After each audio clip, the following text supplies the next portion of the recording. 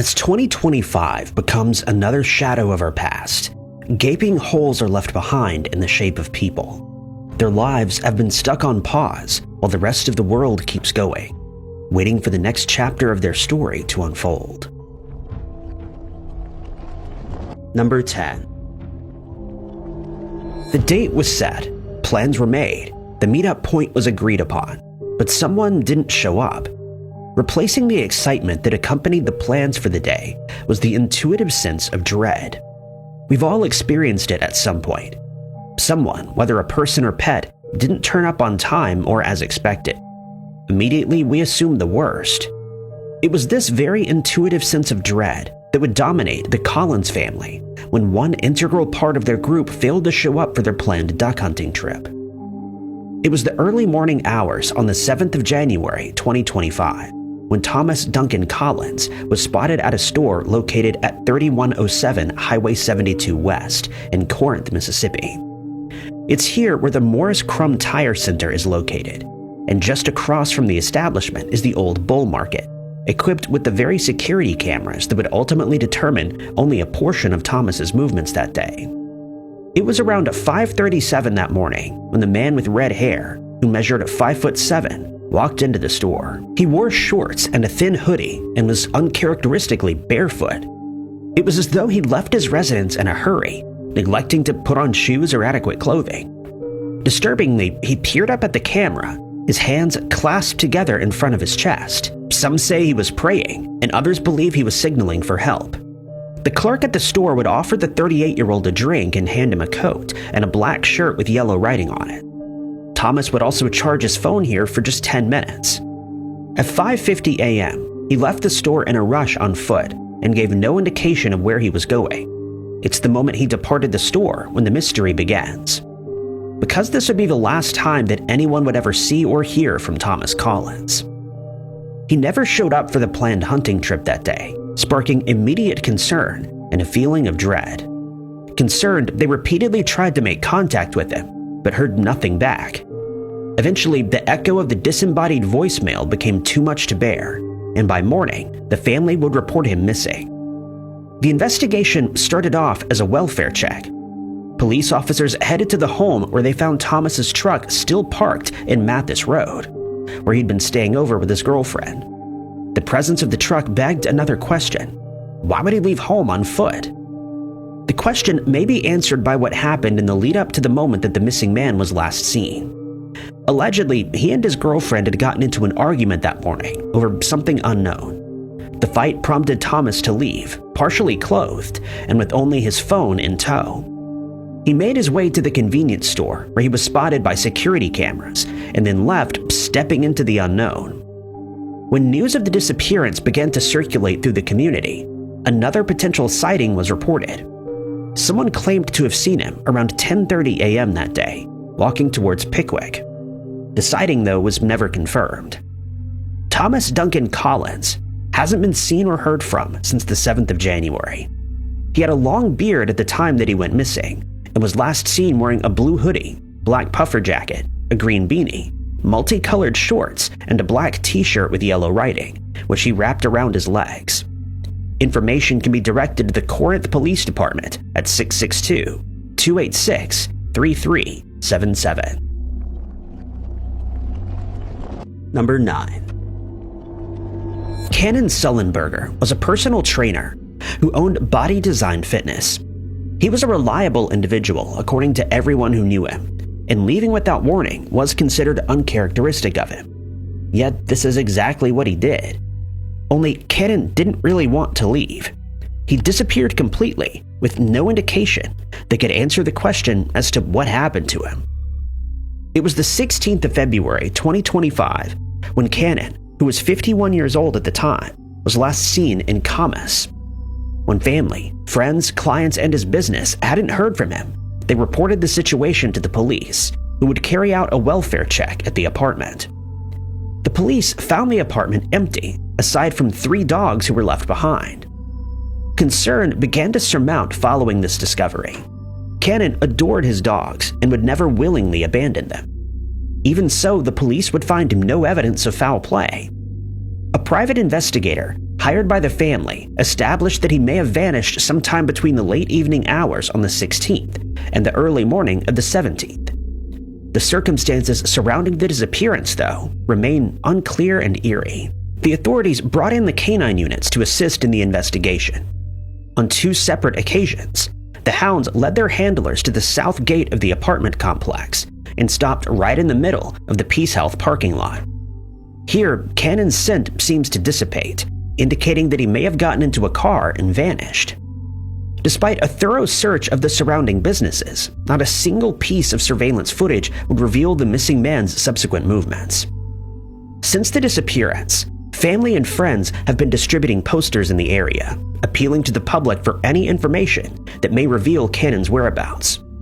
A former client stated that if they lost Cannon, the community would be losing a treasure, highlighting just how important and well-known he was to the people of Camas.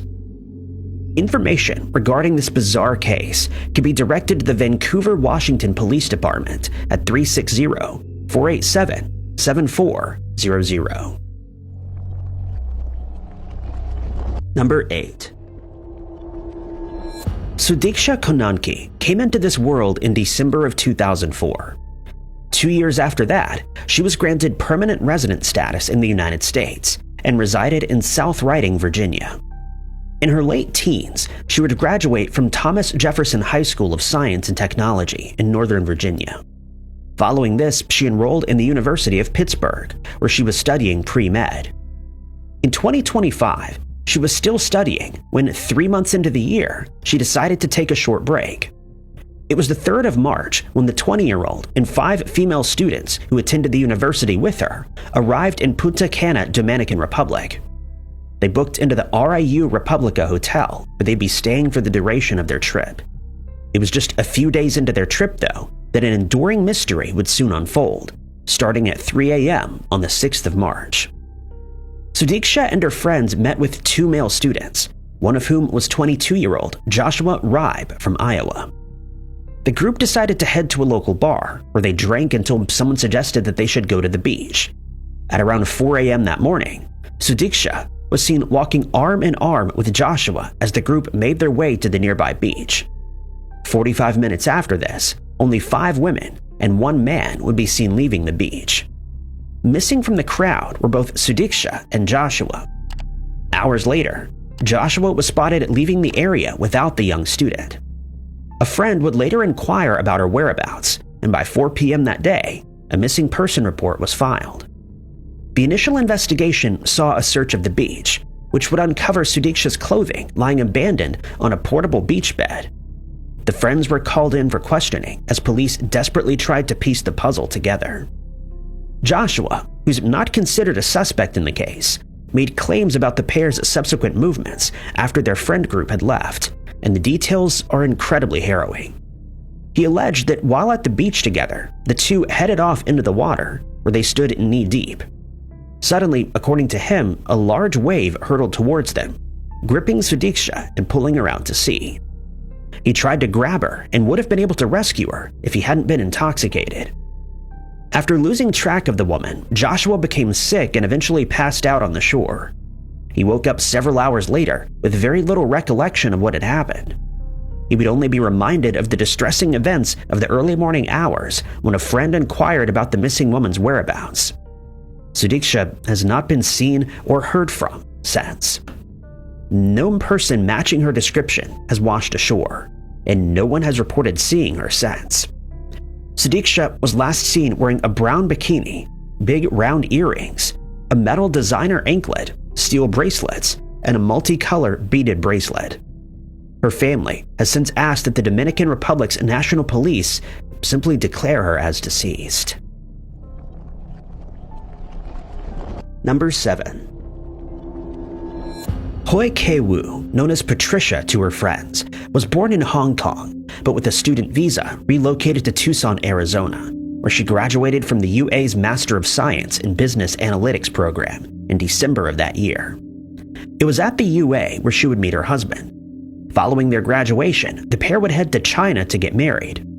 After that, they returned to Tucson, where Hoi began working as a volunteer lab research assistant at the institution from which she graduated. As far as family and friends could tell, the 35-year-old didn't seem to be having any issues, personal or work-related. She was living her life, it appears, happy and at peace. But on the 18th of April, 2025, there was a shift in the woman's demeanor. That day, she walked out of the house where she lived with her husband and told him that she needed some air, some fresh air. Hoy would disappear the moment she stepped out of that house. She climbed into her car and drove off, never to be seen or heard from again. The very next day, she'd be reported missing to the Tucson Police Department. Just 2 days after she disappeared, the investigation would uncover the first unnerving clue. It was Hoy's white 2019 Volkswagen Tiguan, which had been left abandoned at Mount Lemon's Windy Point, located on Catalina Highway. Even more worryingly, her phone and purse had been left inside the car, but Hoy was nowhere to be seen. For the next 6 days, law enforcement would carry out an extensive search of the Windy Point area, but found no additional clues that may lead to the missing woman's whereabouts. According to the Pima County Sheriff's Department, there was no indication of foul play, and nothing that led them to suspect a crime had occurred. In fact, there were no clues to indicate anything at all. Since then, the police have been analyzing Hoy's phone and laptop, hoping to uncover something that may finally lay the mystery to rest. Hoy was last seen wearing pajama pants and a black shirt when she left the house. Any information or potential sightings can be directed to the Pima County Sheriff's Department, which is the investigating agency in charge of the case, and they can be reached at 520-351-4900. Number 6. Something sinister was lurking in the shadowy street of Universal Avenue in Pine Bluff, Arkansas back in May. Something that would lead to a most confounding disappearance, leaving no clues or traces that could explain what happened. The mystery began on the eerie night of the 13th of May at 9 p.m., when a local resident, Joynelle Brandon, left the comfort of her family home. She'd be coming to a friend's house that night to play cards. As far as investigators could tell, Joynelle and the friend had a good time that night, but it was short-lived. At 10 p.m., just an hour after engaging in a game of cards, the 43-year-old woman left the area. According to the friend, who stayed on Universal Avenue, Joynelle climbed into a white box truck. In the driver's seat was an unknown male, whom not even the woman's family could name. Presumably, after departing the friend's home, the woman would be heading back to her own, but that's not what happened. Joynelle's movements for the rest of the evening remain unknown, and she would only, presumably, arrive back home at 4 minutes to 2 the following morning. It was at that time that a text came through to a family member. It was sent from Joynelle's number, but whether it was she who really sent it is unknown. Her text instructed a family to unlock the door for her, but when they opened it, Joynelle was nowhere to be seen. She wasn't standing outside, nor was there any car still parked outside. The family also believed that this message was odd and uncharacteristic of the tone she normally spoke in. According to one of Joynelle's 3 daughters, she usually doesn't text in complete sentences. She also wouldn't message the family member that she did to instruct her specifically to unlock the door. Later that day, having not heard from her, the family reported her missing to the Pine Bluff Police Department. Her absence was of particular urgency, given that Joynelle didn't take her medication with her when she left. She's said to have a mental condition for which she requires regular medication, and without it, serious side effects may further inhibit her ability to make her way home. With law enforcement finding no indications of foul play, they were forced to conduct only a few searches and appeal to the public for information. The family, though, would not stop their persistent search for answers. Day and night, they looked for Joynelle, 24 hours a day, non-stop. They scoured the streets, but they found nothing. There were no clues, no evidence, no potential sightings, and Joynelle had completely vanished. The lack of sightings was particularly odd in this case, given the missing woman's unique features. Joynelle had a nose ring and scarring from burns running down the right side of her neck and down her right arm. When she vanished, she was last seen wearing black leggings, a black gold blouse, and rainbow purse. The rainbow purse was another distinguishing feature that, despite searches and appeals to the public, also remains eerily missing, along with Joynelle. The missing woman has brown hair and brown eyes, and a height of 5'2", weighing 220 pounds. Any information about this missing person can be directed to the Pine Bluff Police Department Detective Tip Line at 870-730-2106. Number 5. Melissa Shirley Casillas is a resident of Rancho Estados, New Mexico, and an employee at Los Alamos National Laboratory. She worked as an administrative assistant. Her husband Mark also works at the lab. In her spare time, Melissa would enjoy archery, a sport for which she'd won many trophies. She was also an avid hunter. It was June of this year, and things were seemingly going as normal for the Casillas family. That was until the 26th, when something bizarre and harrowing would take hold of Taos. That morning, the family began their normal routine, having their morning coffee and getting ready for work. By 6:15, they would arrive at the Los Alamos National Laboratory, where Melissa realized she'd forgotten her employee badge. Due to the distance she would need to travel from Los Alamos to Taos and back again, she decided that she would rather work remotely from home. Before heading there, though, she'd make a few stops. According to Melissa's niece, she stopped off at the post office and later dropped her daughter Sierra off at a Taos cafe. When Sierra returned home from work later that day, she found the house empty. Her mother's car, though, was parked in the driveway, and her wallet, phone, and ID were inside the house. Melissa undoubtedly returned home that day, but she didn't stay there for long. Sierra would notify her father of the absence, and by 5 p.m., he would report his wife missing. An immediate investigation began, and it didn't take long before CCTV footage of the now missing woman would be unearthed. One of the last known sightings of the 53-year-old came from a John Dunn shop in downtown Taos. She was spotted on the CCTV footage walking away from the store, getting into her car and driving away. The very last time that Melissa was seen was around 2 p.m. that day. According to a witness, she was spotted walking along Highway 518 in Talpa, heading south. After viewing footage from a Ring doorbell camera, the family was able to confirm that the woman the witness had seen was in fact Melissa. They're unsure as to where she was headed or why. She had no known mental conditions or impairments. Her behavior was uncharacteristic and concerning. It was especially worrying when she failed to return home. Investigators carried out a brief search of the area in which the missing woman was last seen, but came up empty-handed. Eventually, they were forced to call off their physical efforts and resigned to sitting and waiting for new information, tips, or other sightings. It was only recently that the family would learn of one important possible lead. According to a post made on the Facebook page on the 28th of June, they'd seen a horse tied to a tree in the Pot Creek area. Melissa was known to love horses and the mountains, but leaving without warning was incredibly uncharacteristic of her. The family has highlighted the fact that Melissa has not intentionally disappeared and that something sinister may be going on here. It's also suggested that she requires daily medication for an undisclosed health condition. A $7,000 reward has since been offered for any information that may lead to her whereabouts, with Crime Stoppers offering an additional $2,500. Information about this missing person can be directed to the New Mexico State Police at 505-425-6771. Number 4.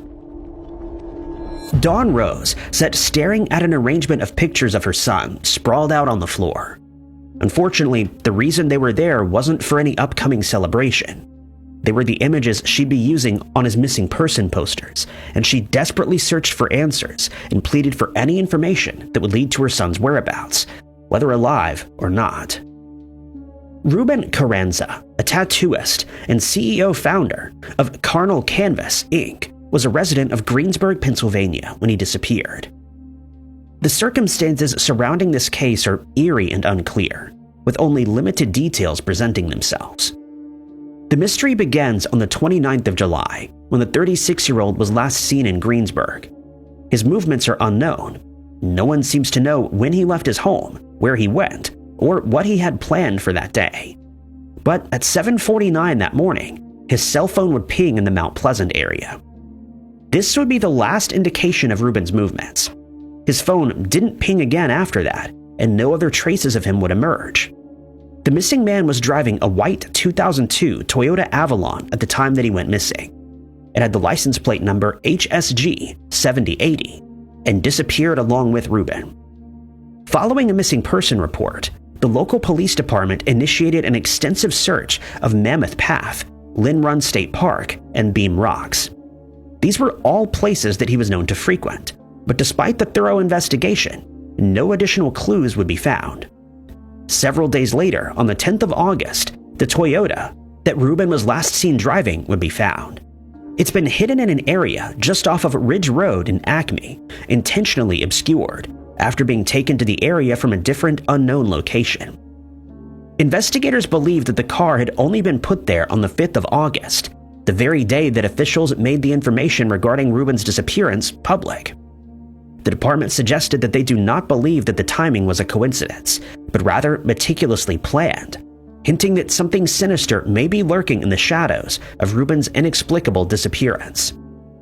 According to the Greensburg police, the vehicle had been moved, and they were able to acquire DNA and fingerprint evidence from inside. They've not disclosed any information regarding these clues. The investigators, though, also confirmed that they were looking at a few people and clearing them of involvement. The potential suspects were never named, and no arrests have been made. Information regarding the whereabouts of this missing person can be directed to the City of Greensburg Police Department at 724-384-3800. Number 3. What happened to Thomas Waitman? This is the very unanswered question that has been dominating Oregon since the 14th of October. It was around 10 a.m. that day when the 78-year-old man left his home near Valley Crest Way and Circle Crest Drive in Forest Grove. He'd be heading off on a walk, as he did so often. Only this time, he wouldn't return home again. What most assumed would be a short, quick walk for a man his age, Thomas had gone as far as Gales Creek Road, where he was last seen around 3:30 that afternoon. The hours would creep by with still no sign of him anywhere. When he still didn't come home after 5 p.m. that day, concern washed over his family, and they made their way to the Forest Grove Police Department to report Thomas missing. The report was filed at 5:37 p.m. that day, and officers immediately got to work, with the idea that this case was of obvious urgency. Unlike most missing person cases, though, the police officers were actually able to make contact with the missing man via cell phone. The conversation, though, was brief, with Thomas only able to divulge that he'd fallen into a hole and had no idea where he was. Triangulating the phone would prove most difficult and ultimately unsuccessful in determining a potential location. Knowing that a man was stuck in a deep hole with no food or water, the authorities gathered as many people as they possibly could to begin the tiresome search. 800 people came together in the area where Thomas was last seen. In groups, they spread out, covering a wide radius during the search that would carry on for 6 days. But frustratingly, no further clues would be unearthed that could point investigators in the right direction. Eventually, the searches were called off, and the police reached out to all of the residents of Gales Creek Road, asking them to check their properties. Wilson River Highway would also be mentioned alongside Mystic Drive and Shearer Road. With this plea, the search radius was broadened even further, but still, nothing. Information regarding this missing person can be directed to the Forest Grove Police Department at 503-629-0111. Number 2. It was 6 p.m. on the 21st of November when a young man was captured on a surveillance camera, climbing into a vehicle with another young man. At 10 p.m., the first individual would be seen in Jackson Township, New Jersey, and then he vanished. That man was 22-year-old Mortimer Wortman, a senior at Rutgers University, where he was studying agriculture. He was in the area visiting his mother when he ominously disappeared that fateful day. Mortimer had climbed into the car of his acquaintance, Adam Zaluk. They drove to the regional day school parking lot and headed into Collier's Mill together, a wooded nature preserve located nearby. Adam would later be reporting his acquaintance missing, filing the report on the 22nd of November at 12 p.m. This came after he realized that his acquaintance had not returned to his mother's home, nor had he made contact with anyone. Adam would soon reveal the ominous circumstances that surrounded the odd disappearance. He explained that after entering the preserve, the acquaintances became engaged in a heated argument over something unknown. In an act of rage, Mortimer allegedly ran off into the woods located on High Bridge Road, disappearing into the trees. The young man's car was left in the parking lot of the regional day school, not far from his mother's house. After being reported missing, the police listed Mortimer's case as endangered and missing. Law enforcement made use of various means in their efforts to locate the missing man. Drones searched the terrain from above, while canine units scoured the grounds. Neither of these attempts, though, would prove useful. No clues or traces of Mortimer have been found within the wooded area, and the dogs had also failed to pick up on a scent. The case has recently been handed over to the Ocean County Prosecutor's Office, which has continued the investigation. They've since uncovered some disturbing details about Adam and Mortimer's relationship. Although they were acquainted, it turned out that Adam had previously been charged with threatening Mortimer with a sharpened blade. He also allegedly rammed the missing person's car and vandalized it. Adam was due to face these charges in court on the 8th of December, but without explanation, the date was moved, possibly in relation to the disappearance of the victim. Despite their history, the police suggested that it did not appear as though Mortimer was forced to interact with Adam in any way. He wasn't forced into the vehicle, nor was he threatened. The family, though, still wants the police to re-interview Adam Zaluk, who faces charges of 4th-degree criminal mischief and 4th-degree weapons offenses. According to Mortimer's brother, Zach, Adam had allegedly been stalking Mortimer in the months leading up to the disappearance, claiming that he'd been hanging around the family home. This makes the idea that they were acquaintances appear erroneous. The circumstances of this disappearance certainly make Adam appear suspicious, but he's not been named a person of interest or a suspect. There's no evidence to suggest that he was behind the event or had anything to do with it. Information regarding the whereabouts of this individual or potential sightings of him can be directed to the Jackson Township Police at 732-928-1111. Number 1. He has no shoes, no phone, and no credit card, and is considered a vulnerable adult. This is the statement written by a concerned mother, whose son, August Beckwith, has mysteriously disappeared for the second time this year.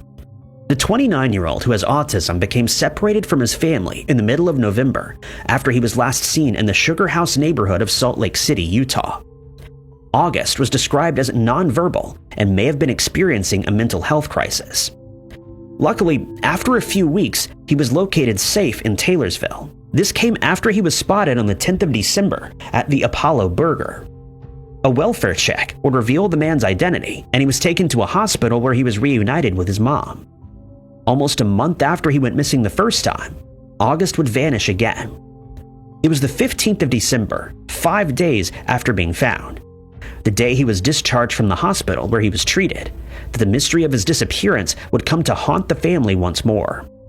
The moment they walked out of the door, Lori watched as her son, whom she'd just gotten back, just took off down the road, running near State Street and 2nd Avenue.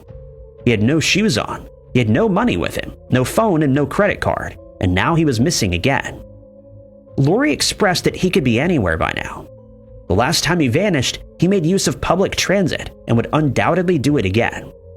She explains that he could be anywhere in the valley. She furthered that his disappearance was not the result of carelessness or failure on anyone's part, but rather the difficulty that those with trauma and autism experience through transitions. She explained that these experiences can often be the most dangerous moments. It's been nearly a week since August disappeared. Though a short period compared to his previous escapade, it's brought much concern to his family, especially his mom, who just wants her son to be safe. Lori has remained consistent on social media and in news outlets as she begs the Salt Lake City community to keep a lookout. She's now seeking early morning drivers and volunteers to search the area. August was last seen wearing a light hoodie, but may have acquired alternative clothing as he did the first time when he went missing.